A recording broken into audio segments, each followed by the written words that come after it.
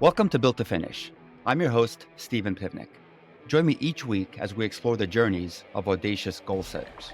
This includes experienced founders, CEOs, and entrepreneurs sharing pivotal moments that propel their success. We'll also be talking with endurance athletes who push the limits of physical and mental ability. This show is brought to you by Acresis, offering tailored, high-impact advisory services to help founders get to their finish line with a strategic acquisition or majority investor recapitalization. Let's get started. Welcome, everybody, to another episode of the Built to Finish podcast. I'm your host, Steven Pivnik. Today, I'm super excited to talk with our guest.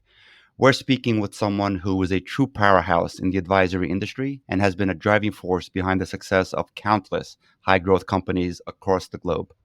He is an advisor, investor, and board member with deep expertise in helping founders and leadership teams unlock their company's full potential. He has dedicated his career to empowering entrepreneurs, guiding them through the complexities of growth, and supporting their efforts to scale with purpose and precision. He is the founder and managing partner at Acresis. Bill Thomas, welcome to the show. Thank you, Steve. Very excited to be with you. Yeah, great to have you. So you have the unique position to be able to answer a lot of these questions that I have for you, both from a founder's perspective, because you've started, grown, and sold your own businesses, and you've also helped advise on 33 other exits. So at any point, you can definitely answer these questions from your own personal experience, or through the lens of all of these founders that you've advised over the years. Yeah, love to. I think there'll be two interesting dynamics to this, Steve. One is a company called Equiterra. Hmm. Myself and my business partner in Acresis, Mark Hodges, we built and grew that to $100 million and sold that into KPMG. So that's a really good example of a Yep. full run and an exit to a strategic. And then we set up Acresis. And the reason we set that up was we found as serial entrepreneurs, we could always get advice through the lens of the company: tax, accounting, legal, fundraising. But every now and then we just felt there was this swim lane that nobody was covering, which was us as the founder. What did Hmm. we want? What was our aspiration? So we set another company up for that called Acresis, as you kindly mentioned, and we've advised a bunch of founding teams right the way through their run. Many of them are still within their run, but I was thinking there'll be stories from both of those origins that will be interesting to chat about today. Exactly. So let's start with the very end in terms of like the sales process. So when it came time to sell, what was the most important strategy that you deployed to maximize your exit? Yeah, I think it's interesting, isn't it? One is you kind of you need loads of things to maximize an exit. And if I think of them in layers, the foundation needs to be, it's tedious for many founders, but really solid financials. At the end of the day, you have to have scale, you've got to have revenue, you've got to have EBITDA. It may vary by industry or type, but you have to have a foundation of amazing financial metrics. So that's your table stakes entry to an exit. So when those are green and the forward looking financials are green, that says if I want to sell, that's a good time to sell. That's one dimension. The next dimension is, have you built a business where there's another chapter possible for the business beyond where it is now? So are you leaving something on the table for a new owner to benefit from? Might be just as simple as I can treble the size of this business, but it might be a new owner can take it into other places. But is there something else you have built that enables value for another owner? So that had turned green. And then the last thing, which is easy for founders to get too excited about, is what's the sizzle? Is there some amazing strategic rationale to buy this company? And founders often lead with that, but actually you only get the permission to talk about the strategic reason for the acquisition if your financials are all green, if there's real value for the new owner, and if those are green as well, then you get on to sizzle. And when it for that business we sold into KPMG, all of those were bright green. So off we went. Okay, great. So you had all the indicators going in the right direction. So you were firing on all cylinders. Exactly, and it was really interesting because if I now talk about them in kind of reverse order, so this was a scale business. There were 300. It was $100 million in sales. Say there were 300 consultants. We advised Fortune 500 companies on how to run, source, and deliver IT, finance, HR, procurement, logistics, whatever those functions may be.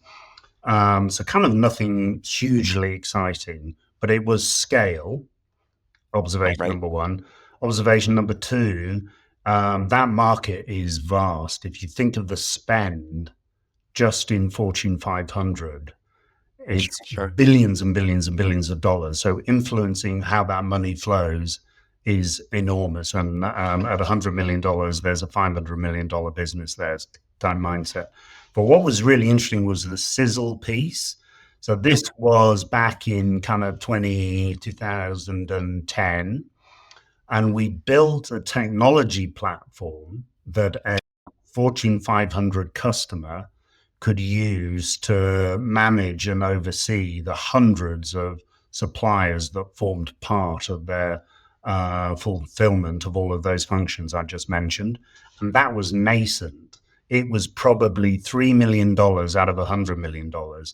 But in the time we spent discussing what that platform could become with the buyers, it was inverse. So Interesting. we'd spend 95% of our time chatting about the platform. Probably an exaggeration. 90%, British exaggeration. We probably spent 90% of our Wait, I, time. I thought your Brits are modest. Come on. I spent a lot of time in America. That's probably why. But yeah, it was interesting. They got really comfortable with financials. They got really comfortable. They could scale. But what they got then excited about was what could this platform, just in its first genesis, what could that become? It was interesting. That's great. So, when you have something that have from a corporate perspective that has so much more potential, in the future, wouldn't a financial acquirer make a little bit more sense? Like how did you go about the exit planning from a potential buyer perspective? Did KPMG approach you? Did you go through a structured sales process? So for that one, we used a banker, and we went very broad, and we went across both financial and strategic, and had bids from both, and then off you go. Okay. The normal process of correlating, you get two different or you get three different bids, and you'll have 10 different attributes to consider. They're not easy to compare. Sure. But if I think about some of the founders we've helped exit, it's very interesting. Founders may think they really want from a deal, Hmm. and the one they actually choose can be different. And Right. if I think about the spectrums, it's kind of, you can't have everything. So ultimately, the decision comes down to the founders going, do I want the most cash on closing, Hmm. and probably the least potential further upside, or am I really ambitious on what I can do with this business under new ownership, be that strategic or financial, and actually I'm going to put my money where my mouth is, and I will lower the cash I want at closing, and I really want to push for post-transaction upside in some way, shape, or form. Might be roll forward equity, might be earn out in the form of equity, it might be earn out in the form of cash. It's Hmm. very interesting as founders progress, and they're making the judgment call how they think they will score that risk and total return attribute. It does change and evolve as the hard numbers come into view. Okay. Nope. That makes a lot of sense. So even with the ton of experience that you have from an exit perspective and with all the planning and preparation that goes into it, which I'm sure results in a smooth as possible process, there's got to be setbacks, right? That occur. Like what, top, two or three setbacks, come to mind Oh when you man, think about it. they. I think we've had all of them. We've had all of them on every deal, and it's. I'm always saying to teams when we're on a transaction, there's at least one more landmine, and Right. we're going to walk on it. So be on your game, be on your game, be on your game. So some examples of those. We all have really key accounts in our businesses, and they might be key because they're scale. They might be key because they're on your new product or your new services, or they might be key because the C-suite sponsor's been on the stage for years talking about your company, or there might be all of those. Those accounts you need to wrap round with a really good key account management process, so something like Hmm. Mary's Lamp or Miller Hyman, it doesn't matter. But be prepared for during the process, your key sponsor resigns, leaves for whatever reason, Sure. exits, and that can really spook a potential buyer, or an investor. So being able to go, that's fine, we got it. We know the colleagues, we know the CFO, we know the COO, whatever it may be. Make sure you aren't single threaded within your key accounts on one executive. One observation. Another observation is particularly if you are a software company, Hmm. there is nothing other than absolute evidence that you own the IP in your software. So anybody who has touched your code, you need to be able to evidence that they've given you, the company, the right. So whether that's an employee, a contractor, a third-party developer, have really world-class hygiene on the paper with those people. And to give you an example, I sold a tech company in the supply chain space in 2021, I think.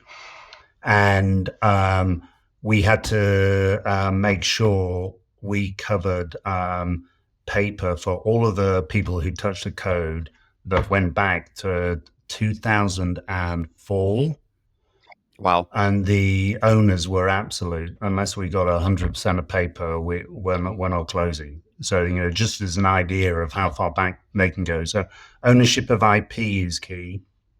Um, I'd also when you enter a process, you want to put your best foot forward on your forward-looking financials. Equally, you don't want to present financials that have every single deal in the pipeline closing, and then you're walking down Hmm. financials. So you want to sandbag a little So bit. you want to have exactly, you want to sandbag just a little bit, because there's nothing like just quietly dripping good news into the deal process, and the buyer or the acquirer is kind of calming down and going, okay, these guys have got their arms around it. But it does happen that there are events. I don't know, the Ukraine war starts, COVID starts, Lehman Brothers, going. I'm probably a little bit older than you, Steve, so that that impacted life. So there are times when your forward-looking financials can, for a kind of valid reason, but nevertheless, they are what they are. They walk down. And those are interesting moments because you have a couple of options as a founder. One lever you can pull is go, actually, I'm going to pause. Hmm. um, I'm not in any hurry. The business is healthy. I know that. So, a few big deals have gone the wrong way or whatever it is. So, what I'm going to do is push. I'm going to stop. and I'll come back to market in 2 or 3 years' time. That's a very Hmm. valid scenario. Another scenario is to go, no, actually, I've had a few deals that have slipped from one year to the next. The buyer is going to value the business lower, understandably. You're delivering a smaller business, but you can Hmm. say to the buyer either, I will deliver the bigger business in a year's time, so make me whole in a year's time, Right. Via earnout of some earn sort. out of some sort, and we're both happy. Momentum keeps going on the business. You, the buyer, don't have the tension with IC of trying to hold your number with a lot smaller business. And you, the buyer, you've got your arms around the business when otherwise the founder is going to hold and back out of the deal and wait for a couple of years. But you, as the founder, you have to kind of be clear. You can deliver it. So those are three Sure. examples of big landmines that can go off. Yeah, and also on the software IP front, another thing which may or may not become an issue is, open source and shareware components Oh my being god, inside of your finished product.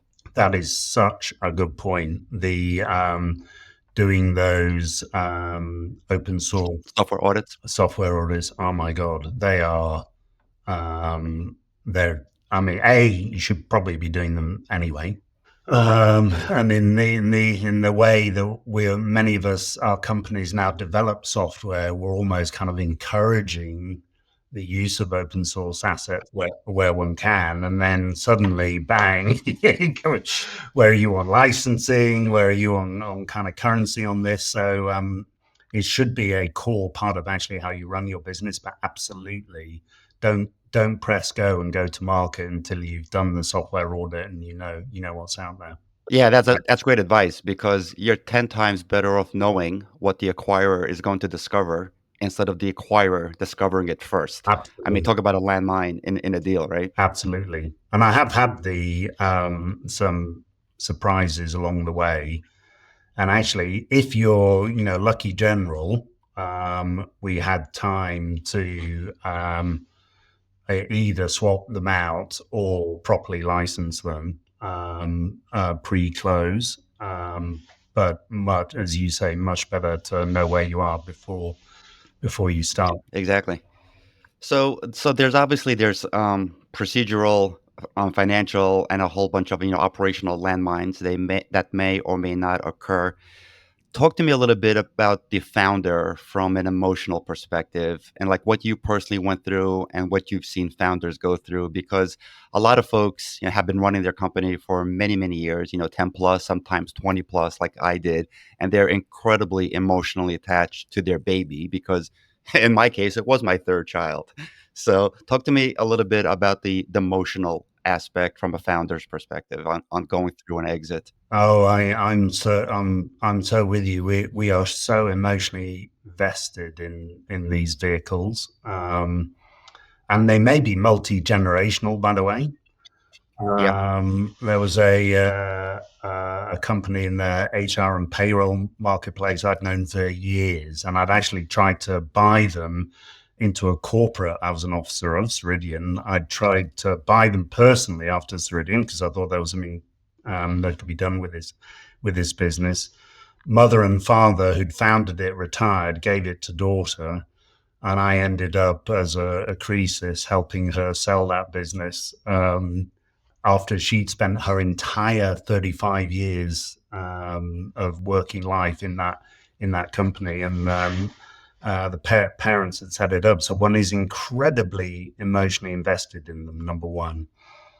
And it is really interesting that the number of times founders start with, I want to find the best home for my third child, as you described it, Hmm. Yep. which is absolutely a valid objective. Um, I will gently counsel over the life of a deal. What do you actually mean by that, and how are you going to measure it? Hmm. Because a new owner, as we all know, in the life of a founder, are kind of, if there's an operating plan survives untouched through month 1 and 2 of the year, you're kind of feeling pretty good about life.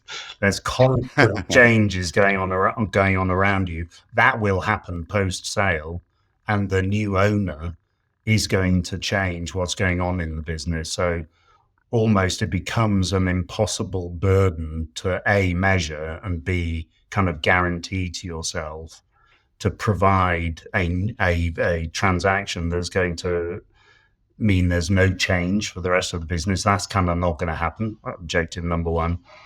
Objective number two, I talk about the kitchen table conversations a lot. So Okay. my perception is founders are an extraordinary group of individuals. Clearly, they're trying to do something for them and their significant others, but ultimately will always put themselves at the bottom of the chain. So I'm worrying about my customers, I'm worrying about my staff, I'm worrying about my investors, I'm worrying about my lenders, I'm worrying about my partners. I don't know, in the early days, can't make payroll. Well, first way of solving for that is I won't pay myself. Right. Next way of solving that, I'll put money into the company, and is kind of you Hmm. have to get into the founder psyche. You're bringing back horrible memories. You're bringing back, it's that kind of thing of going, actually, founder, it's okay to give your brain space for what you want. Hmm. That's okay. That isn't selfish. It's not a business failure. And it is an Sure. absolutely appropriate thing to do. And I begin to help founders think through two really difficult questions, wherever they are in their journey, which is how many years am I prepared to run until a liquidity event? Might not be a full exit, but Hmm. how many years? And what's in that point? What's the minimum return that I need to take personally? Let's say I'm prepared to do 3 more years, Hmm. and I want to cash at least 20 million in 3 years' time. And then you can have these fantastic conversations with the founder that become real. You go, okay, 3 years, that's only 12 quarters away. Right. And now it's a project plan. So founders Hmm. are amazing at project plans. And now Yep. actually it's measurable, because are we going to create a business that's got enough value in it that when I think about all the other things that are going to require funding, after all of those, is there 20 million to you? And it doesn't mean the founder has to achieve it. It doesn't mean that the founder has to decide to exit in 3 years' time. But what it is, a healthy dynamic, because it says there's a sufficient value in the company will be created that I could take $20 million off the table in 12 quarters time. Oh, by the way, a quarter's just gone by. I've only got 11 quarters to go. Am I 1/12 of the way along that journey? Right. Right. Is a Yep. really, really helpful dynamic. And the kitchen table metaphor is this may be life changing for the founder and their significant Sure. others and their next generation. Indeed, if not the one beyond that. So it's really important that all parties sign up to that. Hmm. Particularly when I think of how hard founders work extraordinarily hard. But in the year of an exit, it's like two, Yeah. three times the It's work. it's it's your full time job plus another full time job on top of that, easily. Exactly, and yeah, I mean, you know that better than I. And it's a healthy dynamic for everybody around the metaphorical kitchen table to sign up to that and go, okay, that's how it's going to be this year. But there's a reason why we're all doing it. Yeah, 100%. And on that front, I can add that it's incredibly important not to take your eye for you and you, the founder, and the management team around you, not to take your eye off the ball during the process because deals do fall through, right? They fall through all the time. They may or may not come back. And the last thing you want to do is take your eye off the ball on operating the business, because you don't want your KPIs to start going in the wrong direction as a result of this effort. Oh my God, that is such a good point. And first of all, plan A is the only plan until you've got the option of a plan B. So keep the business trading, serve your covenants, make payroll, delight your customers, hire new staff, and all of those amazing things have to keep running. It is interesting, something you and I have spoken about in several cities on this planet. A founder does need the talent around them appropriate for the scale of the business and Yes, ideally yes. appropriate for the next stage. Um, and that is ever more true when it comes down to the year of exit. You really, really need a team around you that are going to be able to assure the delivery of the business plan for the year, give you the capacity as the founder to spend an awful lot of thought time as well as working time with potential acquirers or founders. So yeah, I agree. It's a heavy year. Yeah, totally heavy. So from a corporate hygiene perspective, cap table is way up there on the list of importance. What is your advice on, cap table hygiene, and what should that look like for to ease the process as much as possible? Really, really, really good question, Steve. So we've spoken. So a couple of things. One is we've spoken about the importance of having the right talent around you. And one of those really key seats is your CFO, and having a CFO who can not only lead the business now, but lead the business for its next, at least Hmm. its next year or two of growth. But one of the things they often pick up is the cap table and making sure the cap table is 100% documented, clean. Every single exhibit is there to support it. I don't know if you have a line of credit, is there a board minute to support it? For the next slew of staff options, have they all signed their option agreements? Yes or no? Hmm. Are there board minutes for that? And. So I think cap tables can take any shape, literally. I do have an observation, by the way, that many founders are far too generous with equity too soon. Hmm. So back to that little mantra of having people you trust around you to help you to know when to be more generous and when to actually Sure. be less generous is really important. But hygiene is absolute, because I think we spoke earlier on about the need to be super crisp on open source. So this Hmm. is the next piece, because a an acquirer is not going to buy a business if 1% of the shares Yep. are a bit lost, they don't know who owns them, and. So That's all it takes. 1% given away over a beer on on a napkin is going to kill a deal. and it probably won't kill it. Right. It'll cost the founder a lot. It's gonna cost. It's like it's that ransom strip, little bit of property that unless you have ownership of it, your fabulous house is worthless. It's a bit Hmm. like that. Yep. Do all of that, tidy up, give it to somebody else like a really good CFO, and just go tidy that up Sure. and make sure I'm all there. So I'd really encourage that. Great advice. Great advice. So another question is on confidentiality, right? So as Yeah. a company goes through this process, and you can be as transparent of a founder as you want. And I was a very transparent founder, but when it came time to go through a sales process, confidentiality is really important for a lot of reasons. What can you say on that front? So I'm going to give you a few different scenarios, and then that might be quite interesting.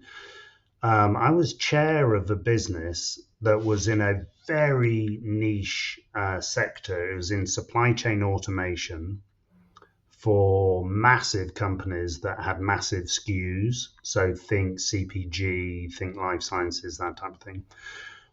Um, and there, it was pretty clear to us that there were one of five companies on the planet that would buy this business. Hmm. So our strategy, I had very patient investors, and our strategy was let's just keep growing. Let's think about those three dynamics we spoke about. The is there growth? Are the financials good? Is there value on the table for the next owner? And is there evidence of kind of sizzle to be excited? I ran the business to those three KPIs, for want of a better term, and then I knew all five of the acquirers intimately. And I Hmm. was pretty transparent with them. I was, when one of you bids, then I am going to appreciate it very much. And the first thing I'm going to do is ring the other four. So, so kind of don't bid until you're ready to kind of come to the table. Right. And so that business was never on the market. It was always managed privately, no banker, and a really robust relationship with the potential acquirers. That's one scenario.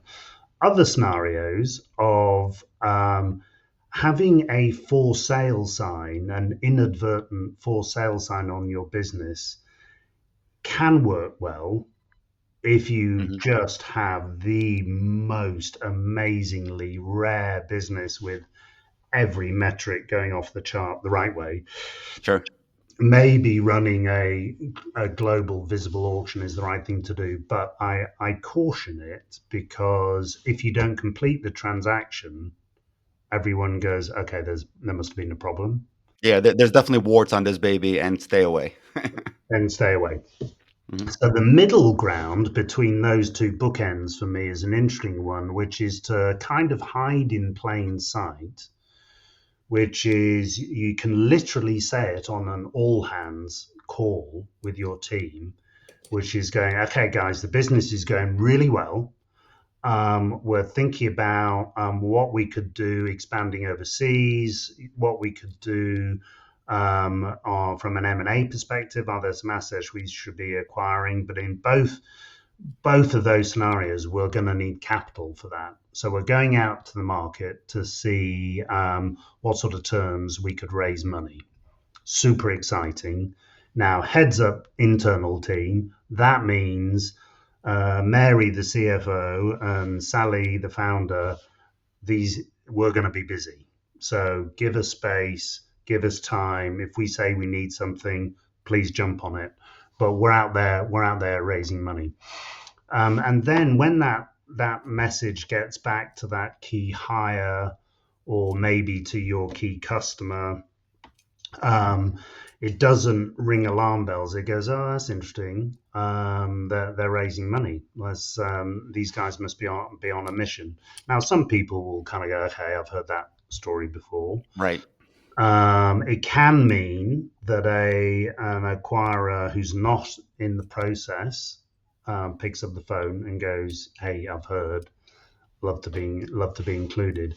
But that kind of hide in plain sight underneath the banner of we're raising money. A, it might be true. You may end up doing a financial Hmm. transaction of some sort. Sure. But B, it's useful because it gives a cover internally for something else going on back in the kind of the Right. corporate world, and it helps externally position what you're doing. So that's my normal go-to position. Yeah, I mean, I like that contrast between like the internal messages versus the external. That makes a lot of sense. I know you and I both agree on this. It's really important to have hobbies and extracurricular activities outside of work to avoid burnout. What are your, favorite hobbies outside of work, both when you're running your company and now that you're helping all these founders sell theirs? I love it. Well, it's hard talking to you about having physical hobbies because nothing can compare to your capabilities. You're not supposed to make me blush during this, okay? Well, the That- kind of the mental health benefit I get from physical exercise. So I'm lucky enough to live in Cambridge in the UK, right on the river here. So nice. when you see giant rowers in the Olympics. They're all like 8-foot specimens of humanity with vast. I am exactly not that. However, You're not, just to be clear, you're not one of those. I'm not one of those. However, Okay. something like, a physical exercise like rowing on the river is great because, I row on a single scull. And if I'm not thinking about rowing, then I will end up face first talking to a fish. So it's a great way of kind of calming your mind. I love doing that for longer exercises on that kind of metronomic thing of doing quite long distance cycling. I Hmm. find that clears my head, and then you need a couple of shorter things that you can do if you're traveling and you're on the road. So go to the gym or a pool, or I used to run a lot, and it's just a great way of calming your brain. I find that really important. And then family is a big part of my life. So if I actually have downtime, that's where I want to impose myself on other people. I love it. I love it. Well, Bill, you are an incredible wealth of knowledge, having exited your own business in a large way and have helped 33 founders and counting exit theirs.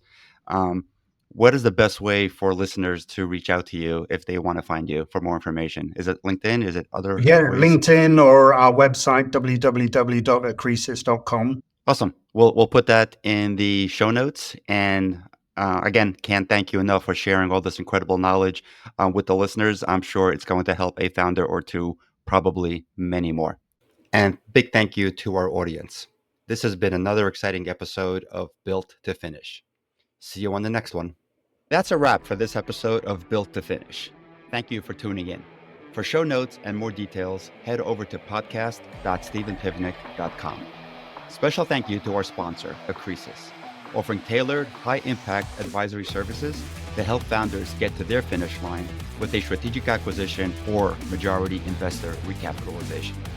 Catch you next week.